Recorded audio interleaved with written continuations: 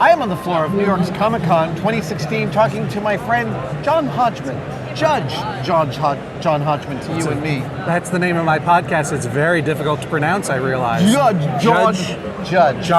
Hodgman is what I usually get. Hodgman. How's it going, John? I'm a little overstimulated. Oh, it's Jonathan Colton, ladies and gentlemen. Hi, Jonathan Colton. Jonathan Colton lost a bunch of weight, just like you did. Yeah, everyone's losing weight. Jonathan is my old friend, and we've been on a diet inspired by you. Really? Do you remember? Still on the no lunch diet? Yeah, I call it the. Where is this going? This is going up untested. May I swear? Yeah.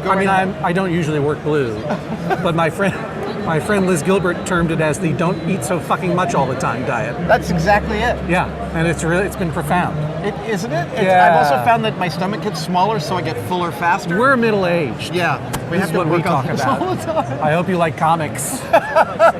So, have you been to New York Comic Con before? This is my second time ever. I was here once before with the Thrilling Adventure Hour, the great multi-person comedy troupe, and that was overwhelming. But what I discovered is, of course, what I loved going down to the Artist's Alley, and meeting Howard Chaykin, and Adam Hughes, and all these creators, absolute heroes of comic book drawing, and they're sitting there at their tables and they're ready to talk. Yeah, and also it was a lot easier to move around down there because people don't care about actual humans who make things. And they specifically don't care about comics at Comic-Con. At Comic-Con. No, it was like there were tumbleweeds going down the... This is a hint. If you want to go to Comic-Con, New York, San Diego, wherever, go to the Artist's Alley. Yeah, you'll meet incredible people there. The people who make all the rest of this possible. But all the rest of this is fantastic as well. The only other Comic-Con I'd been to probably was at the Sheraton Hotel in Boston in 1985. Whoa! And that was truly just one ballroom full of bins of comics and maybe some t-shirts. What brought you there? I liked comics. Oh, okay. I was exploring my feelings. You were 17, 18? At that time I was 14, 13, 14. Yep. So, I was starting to have emotions and feelings. And so I wanted to, I was in that prime moment for the grand soap opera of the X-Men to really hit me hard. That was pure General Hospital with a shellac of science fiction on it, and an extra bit of self-pity because aren't we all mutants in some way? We are all. Well, this is actually the next question I was going to ask. Good. We are all mutants, and I think this is true about you. It's definitely true about me. I grew up feeling a bit like an outsider in my own community. Not anymore. Didn't get along with my peers very well. And this seems to be a celebration, a deep celebration of all those ways I felt back then and the passions that I had back then, and letting everyone sort of let it all hang out. There's Paul Sabourin of the great comedic song to Paul and Storm. We're going to have to get B-roll of each of these. Yeah, we'll cut them in later like it really happened. We may be the last generation of nerds to be thoroughly marginalized. Right. And that's in part, obviously due to the internet, because that was the first thing I saw when I turned on the internet at any meaningful speed in 1997. Right. Our office at the literary agency I worked on got a T1 line or something. Right. And it was suddenly at our desk. And I did the first thing everyone does, looked up my own name, nothing there. And then I looked up Bruce Campbell because... He was a client. Well, no, he wasn't yet. Oh, he wasn't? No. Oh, okay. Because I loved Bruce Campbell. And Jonathan Colton, whom I knew at that time, also loved Bruce Campbell. And Nick McCarthy loved Bruce Campbell. Nick McCarthy is now a director of horror movies, but he was my high school friend who introduced me to The Evil Dead, an overnight viewing session that was very difficult to explain to girls at the time. All things were difficult to explain to He would host cheesy movie marathons, overnight cheesy movie marathons at his house. Oh, that sounds amazing. Now he directs horror movies, and he directed a great movie called The Pact, which you should check out. I don't know about it. Terrific. Okay. Anyway, I love Bruce Campbell, but as far as I knew, those are the 3 data points I had Right. as to who loved Bruce Campbell. I knew my girlfriend didn't love Bruce Campbell because I made her watch Evil Dead 2 when it came out. She's like, do not get it. And she still doesn't, and I'm married to her now. But I put in Bruce Campbell, and all of a sudden, I found all these points of light of Bruce Campbell fans all over the place finding each other for the first time outside of a convention hall. Right. And I also found Bruce Campbell, who had a website at the time and was writing essays, and I wrote to him and I said, do you want to write a book? Because I work at a literary agency.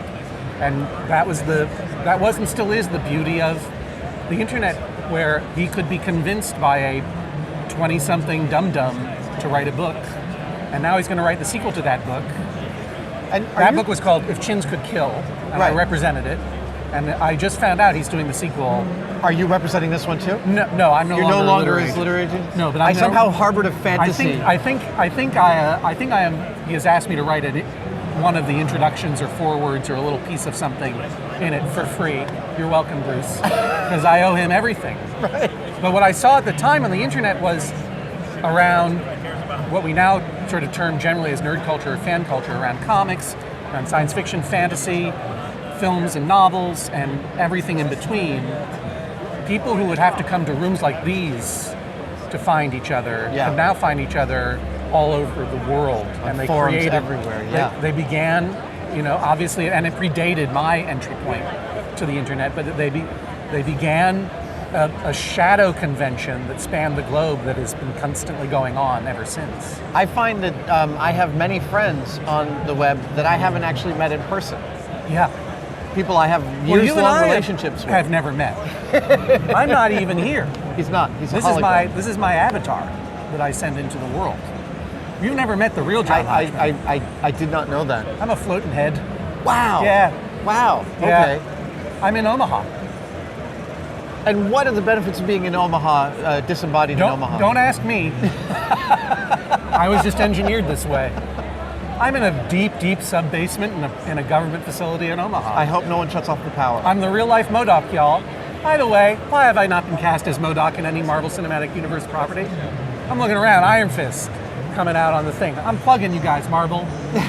The Defender's coming out. You know that Ant-Man and Wasp that's where MODOK's got to... Right.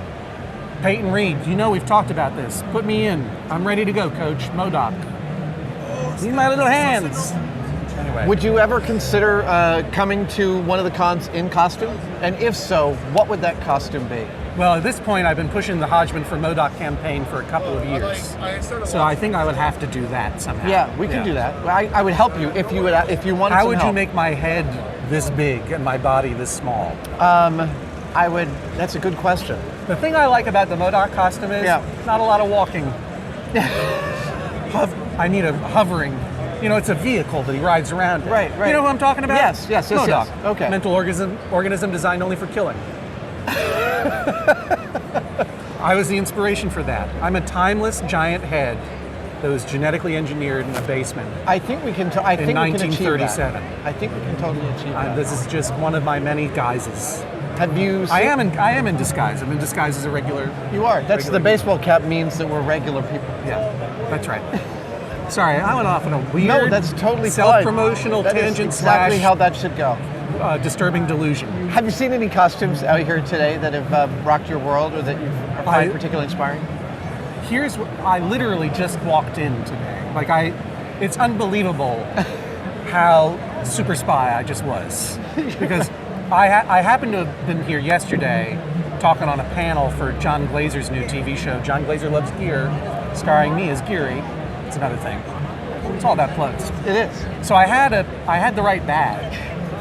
And I saw the line to get in to Comic-Con, and it was all amazing. Yeah. Full, what's that from Pacific Rim? Jaegers? Jaegers, yeah. Yeah, Jaegers, right? Yeah. 30 foot tall. Right. Jaegers. Really? It's great. Oh yeah, it's nuts. Wow. Fully functional.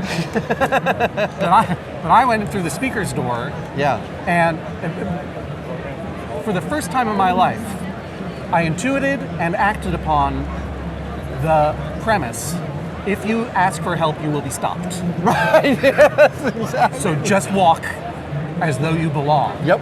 Which I think is very hard for every nerd to ever do. Yeah, to it's walk totally as though hard. you belong. There's every cell in my only child body wanted to go up to a person of authority and go, I have this badge from yesterday and I think it means I can come in this way and I have to talk to Adam Savage and can you help me please? I don't want to get thrown in Comic-Con jail because you know they have it. They do. But instead I just walked in purposefully like a full human being, like a non-damaged full human being, and I melded into this group of they were somewhere between executives and celebrities. I can't tell what they were doing. Sometimes there's too many shows. Yeah. I don't recognize most. Yeah. I don't know who it was. But I just went along with it and got in the elevator. And they let you right on through. And they said, yeah. And they were like, and I said, I actually have to get off on they're going up to 4, which is where the interview rooms are. I'm like, I have to get off on 3. And they looked at me and they said, you don't want to get off on 3. That's the show floor. You don't want to go anywhere near 3. I'm like, it's my world. The show floor is my world. So then it was amazing. I said I would be here at 12:30, and I was here exactly at 12:30. I Precisely. can't believe. Like on the nose, when you looked at your watch, it said 12:30. Yeah. And, the thing of it here is, I didn't know that Jonathan was going to be here, but of course he is. And I ran into him and Paul and Storm in the back, Sirhan route back here. Yeah, right. And Jean Grey, the amazing, my friend, also part of Thrilling Adventure, the amazing rapper and artist and actor, is signing copies of Black Panther over at the Marvel booth. I didn't know she was going to be here. It's fun. It is really You fun. find your people in life. This is where you get your sangha. Okay, next question. No, I think that's it. I think that's No. a good place to wrap it up. Oh, I see. We've been talking for 15 minutes. All right. Shall we? Wrap it up. This is Adam Savage and John Hodgman, Comic-Con 2016. I love you, brother. I love you too. Hodgman for Modoc. Hashtag Hodgman for Modoc. Hodgman from Modoc.